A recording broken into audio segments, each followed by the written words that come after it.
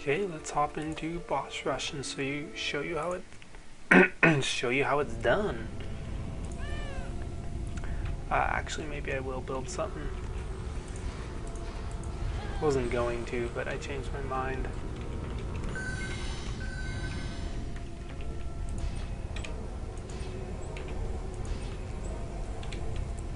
I'll just build one aura stack with a gas trap under it.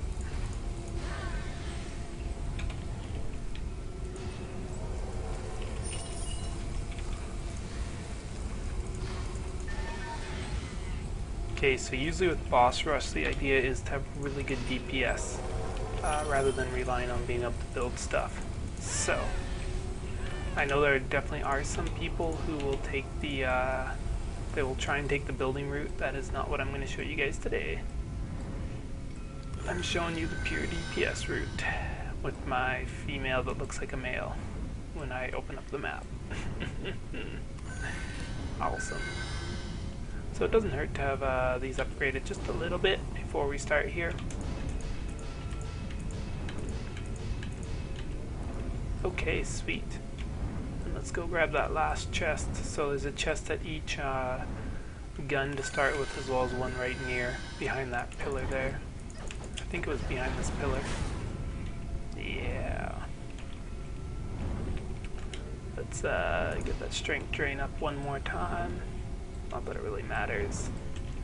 Of course you can't G or anything, so you just gotta wait for the countdown timer to end. Keep a little bit of mana to let me do a few initial hawk stances or whatever else I need for stances. Okay. So basically they just run you through every boss that you can get through doing all of the campaign missions. Of course stopping at the Kraken, because how the hell could you do it? You could do an airship on here, but it'd be interesting to say the least.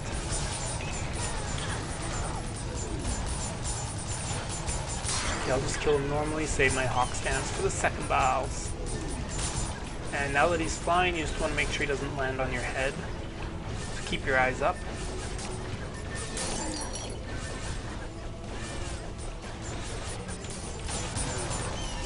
There we go, one boss down.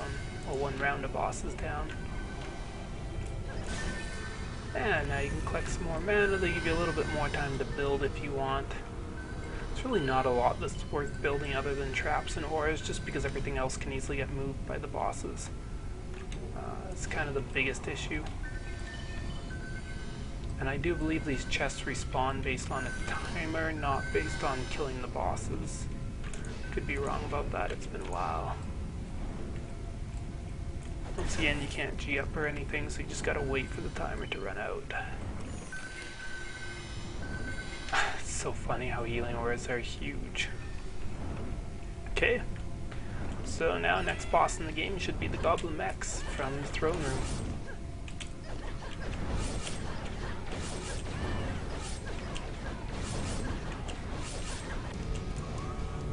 And there they are, indeed, 3 of them to fight.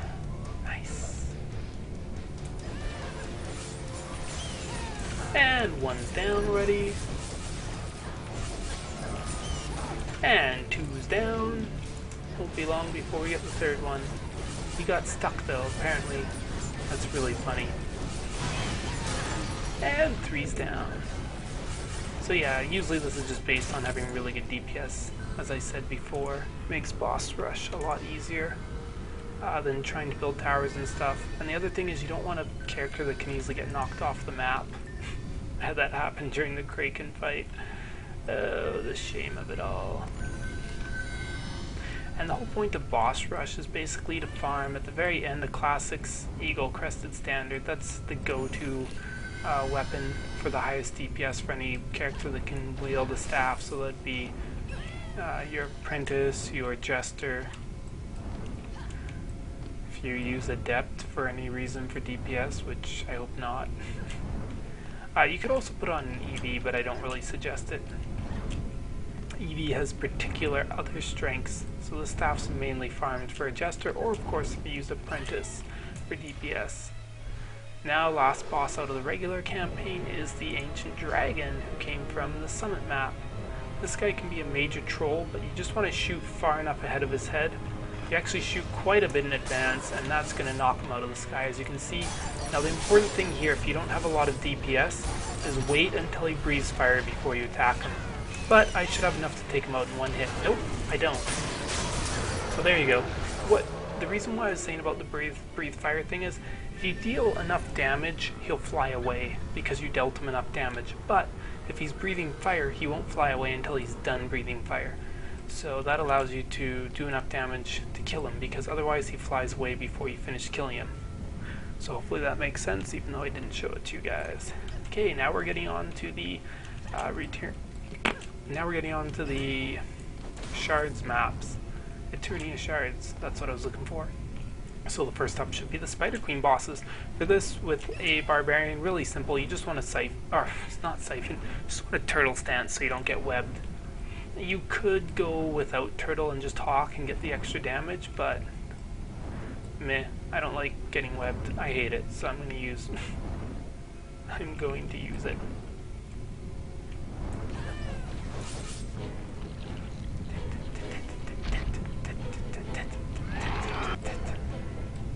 Okay.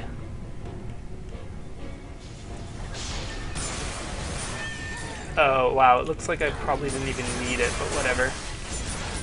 As you can see, they only stay down for so long until they get back up again. It's based on the amount of damage you do to them when their crystals exposed. I'm going to wait for them to drop again, because you do a lot more damage when they're dropped. Oh! Oh no! I did too much damage before doing a hawk, so it slid back up. That's really annoying. Okay, running out of turtles, so I'm going to go collect some mana, wait for her to drop her guard again, and then hawk stance her. Although I could probably kill her with a hawk stance without her dropping her guard. There we go. Either way, she's dead now. That's all that matters. Yeah, turtle takes up a lot of mana if you leave it on, so that's why. Okay, now we're moving on to the next Eternia shards, and this is from Morago, the stupid annoying Genie King. Similar idea here. He's in his lamp, you gotta get him out, and then you do only a certain limited amount of damage, and then he goes back in the lamp. Unlike the Dragon Lord, there is, or whatever he's called, the dragon, whatever. Unlike him, there's no way to make the genie stay out while you attack him. There's no attack he has, that I know of anyway, that lets him stay out for longer. So you just run up, and if you got a monk with you, let the monk boost and then hawk stance it right away. So. Hey, Twitch isn't lying to me for once about the number of viewers I have. It says I have 2, and I actually have 2. Although, I wonder if those people just leave my channel page open, because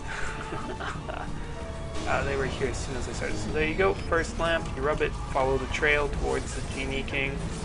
Do just a tiny bit of damage, and then hawks. Oh no! Damn it, he knocked me back this time. So do tiny bit of damage, and then hawk stance. And follow his trail back towards the next lamp. You can also listen to for the sound. Here we go. I don't really remember how much damage I can safely do him before he goes away, so I'm not going to do... Oh shoots, I did too much. I was just saying I'm not going to do too much. And then hawk, but I waited just a little too long to hawk. Okay, there we go, next lamp. You can hear that beautiful sound, and follow the trail.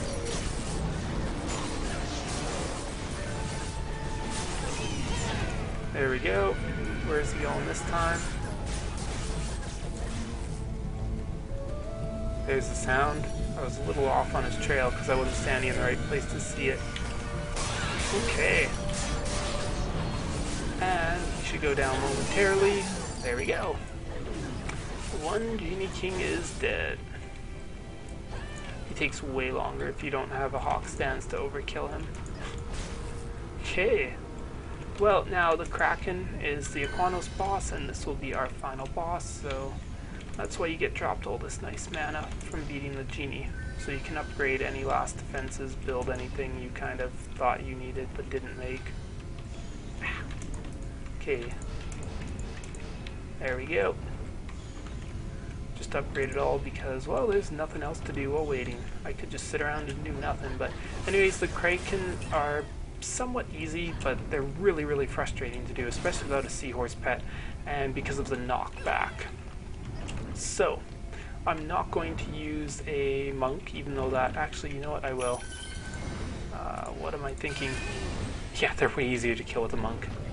They're so annoying to kill with a barbarian.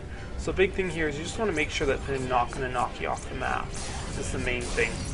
Monk doesn't run that fast, so the chance of you getting sent clean across the map is pretty low from the knockback attack, but it can happen, so just be aware of that.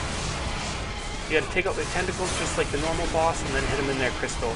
My seahorse, of course, is doing all of the work for me, so it's actually not that hard, and I can just focus on avoiding any knockback attacks they might throw my way.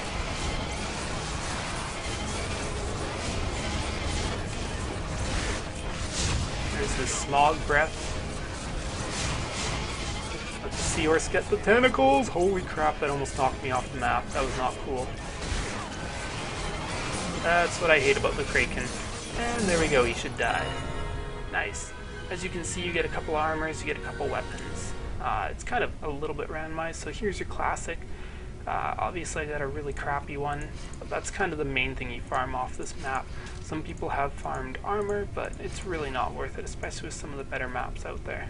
Actually, I don't know why I dropped that. Put it in my AFK shop, whatever. Oh, that one's the horrible one. Whatever. Okay. Oh, nice tall staff. So, I'll just show you an example of a good classic. So, this classic does 56,000 base or 57,000 base. Some okay stats. But, of course, the most important thing is you have a good charge speed bonus in addition. And then what you do is you click as rapidly as you can, or, well, not quite as rapidly. Because watch if I autocast, see how small the bolts are? And now if I hold it a bit longer, you can see they get big. So the idea is you want to hold it as long as possible without it doing that to you. And that's how you get the maximum DPS. Nice, big, thick bolts. Okay, that was boss rush. Let's find the next challenge to go on to and show you guys how to do. Which one's interesting? Which one has worthwhile loot? Uber Death from Above used to. War of the Djinn. I don't feel like showing you guys that. Okay, Oasis Monster Fest. It's not that great anymore. It used to be really, really good. It used to be good for farming mana as well as farming